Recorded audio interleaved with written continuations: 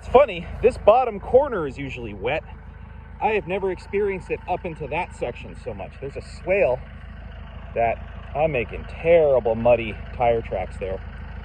So I'm almost done mowing the small section. I'm just gonna mow one direction here until I hit the wet spot. I'm tired of going uphill through this and making ruts. That's unfortunate.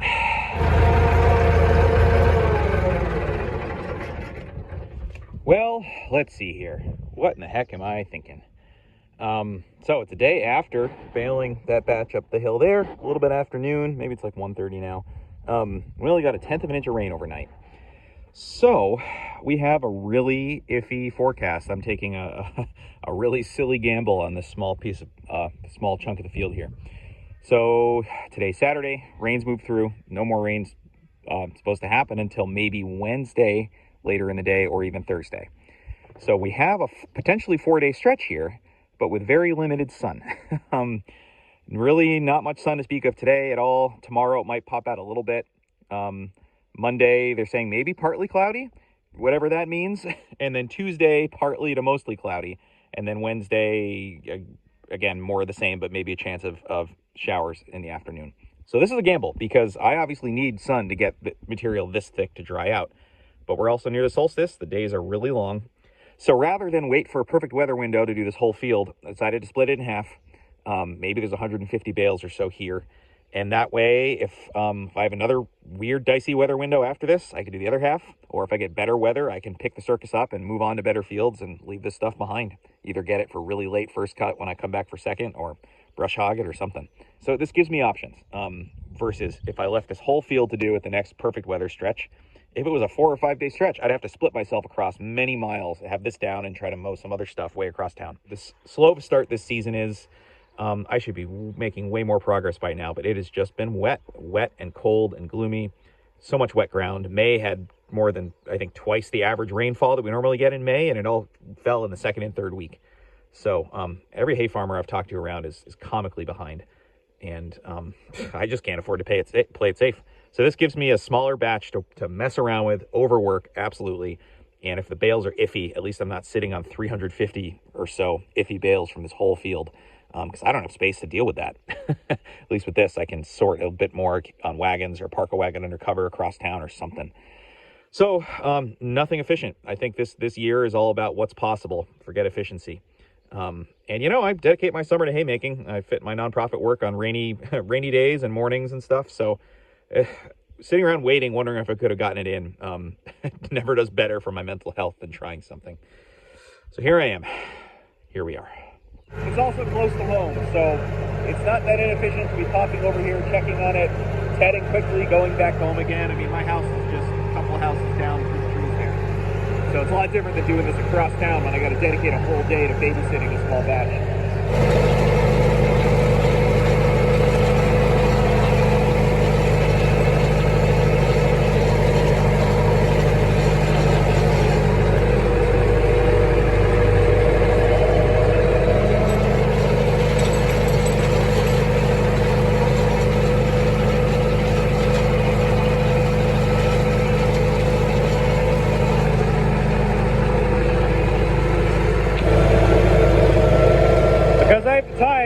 I'm going nice and slow and making sure this tedder grabs everything.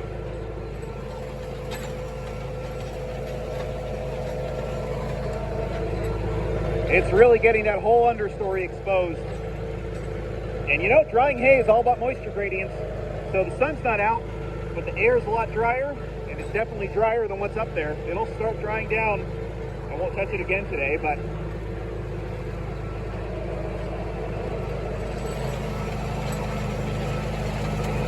well, it's Sunday morning around 10:30, and no real sun supposed to come out today anymore. They were sort of teasing at it. Maybe some late in the day, which will be good for late day sundown there. So I'll go ted. I think I'm going to ted this twice today. Just keep it moving, see if I can get the moisture gradient to do its thing to dry the hay a bit, and then see if we get more sun tomorrow.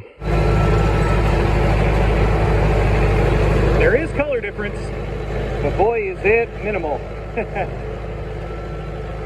But the top layer is at least physically dry, so getting the fresher green stuff on top.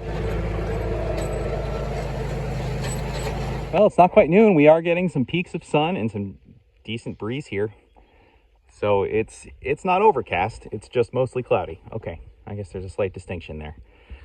And I've got lots of downtime here, so it's time to thoroughly grease everything. Done about 1,000 bales and a decent amount of acreage, so just try to grease all the equipment when I have some downtime, and it's been a little bit. Well, if you want to know a hack for how you get the sun to come out, it's planning to grease all the equipment during a nice, cool, cloudy day when you're not going to get sweaty and start swearing at everything. It actually all went fine, but the sun has just been out for the last hour. And look at all this blue sky. This was not the forecast. I'm not going to question it. So that stuff's drying. I hit it just before 11. I'm going to TED it again around 2. And maybe we'll get more to dry down today than we thought.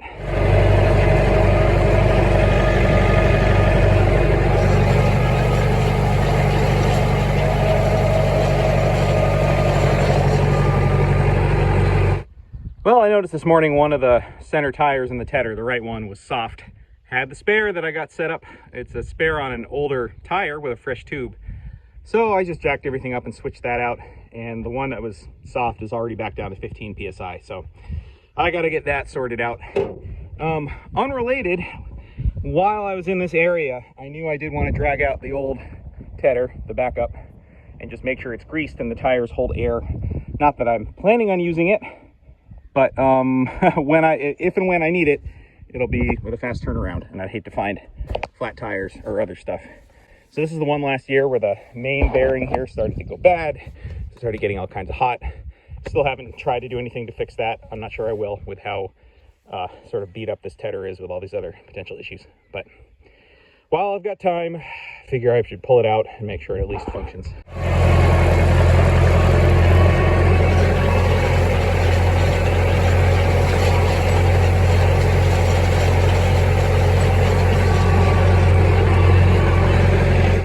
Okay, some more late day partial sun. It's just about 5 o'clock. So we've got at least another couple hours or so for that whole section down there to be in the sun. We'll see what happens. Well, it is just after 10 a.m. on day 3. And I was just saying, I don't think I've ever seen something go this against the forecast in such a positive direction. They were saying mostly cloudy today. And they're now talking about mostly cloudy tomorrow with chance of showers in the afternoon, which is what one source was saying. And now they're all in agreement. So they were saying maybe peaks of partly cloudiness today, and you know, days long, this could change, but this is just amazing warm sun already with a completely blue sky. So this is why I overwork it, especially on tricky batches like this, because kicking it along, both by tedding it promptly after I mowed it and tedding it 3 times yesterday, that got this farther and might make this doable today. I'm gonna see. I'm gonna ted it now and play it by ear. Maybe it'll be ready to rake in a few hours. I would hope so, I guess, if I'm going to try to get it up today. But the hay dictates it. I have given up on efficiency. This is all about what can you get in. Okay, still kicking up some green. But it's drying nice and thoroughly. And in my mind's eye, I'm kind of comparing this to that risky batch I tacked on, I guess it'd be 2 videos ago. You know, the small, like, 0.8 acre hilly field that I did along with the big one. And that was trying to do it in 48 hours with some better overall sun, but more shade. And a good couple weeks earlier in the season. So, you know, the farther into June we get, the easier the hay is to dry. As far as how much dry matter it starts with anyway when you mow it. So I don't know. It's certainly not bailable yet, only at 10 a.m. But if this day stays like this, I think I can get these stems to finish drying down. And this is really, really motivating me to look into a preservative applicator setup. Not that I want to bale most of my hay that way. I've gotten feedback from most of my customers that I don't think they'd want it. And therefore, if I had added preservative, I would probably need to discount that hay because, especially around here, customers, if they've got the choice, don't want it, so I can't really be charging the same amount for it. But having that in my back pocket for batches like this, where I know it's almost there and I could just put some preservative on it, even if it's discounted a little, better than feeder bales or stuff I'm worried about.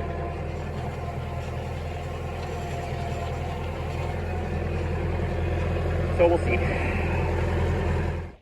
almost 2.5 hours later, approaching 1 o'clock, and we are still in full sun territory. So before you guys try to strangle me, no, I am not going to go ted it again.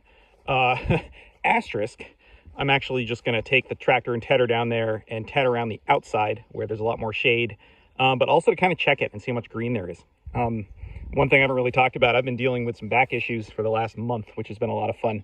It's just a stupid aggravation of the back doing big awkward chunks of firewood that I don't normally do, but we were processing all the wood they took down above our driveway a month ago.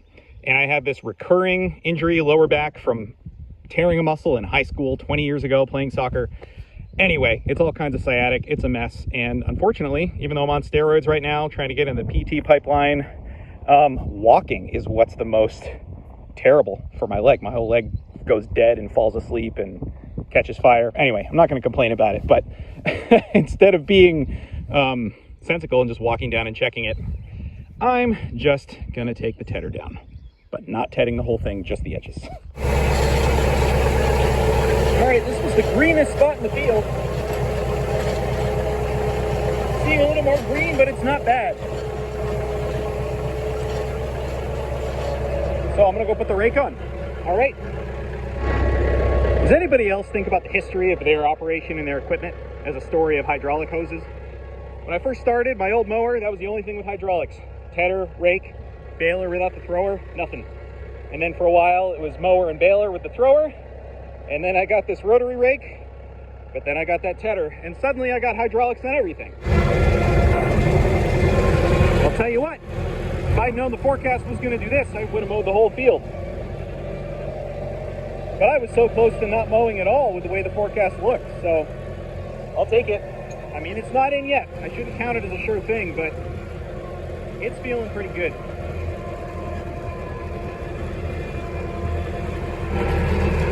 Here's more of a look at the mud that I'm going through.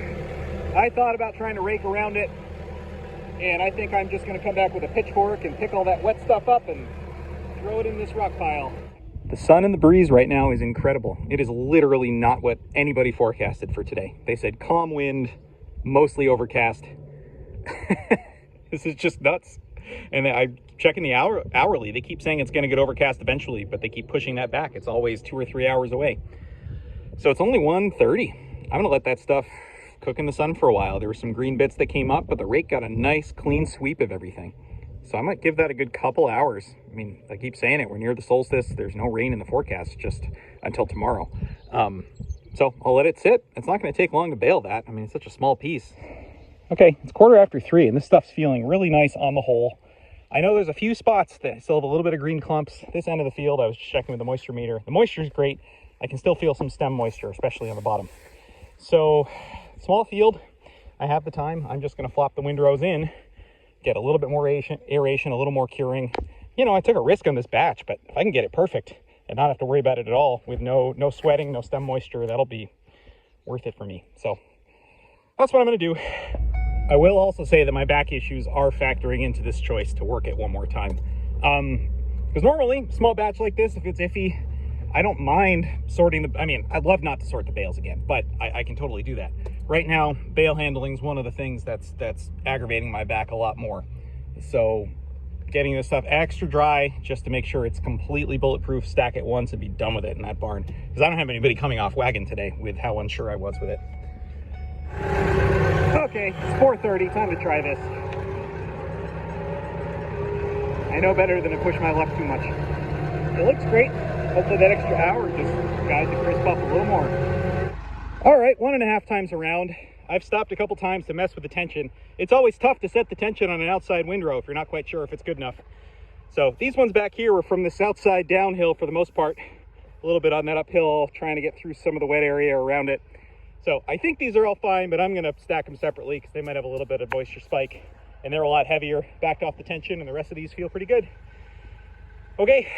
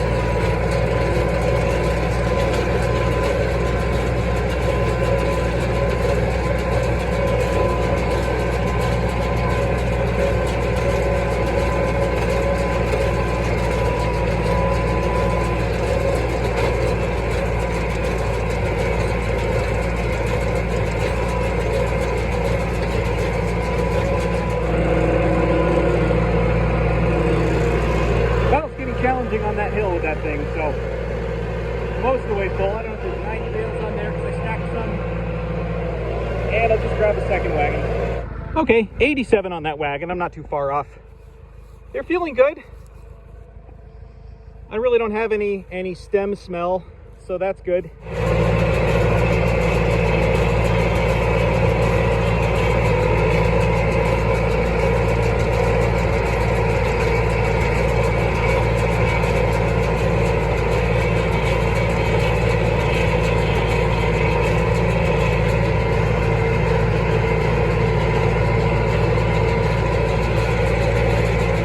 All right, another 42 means 128 for that section.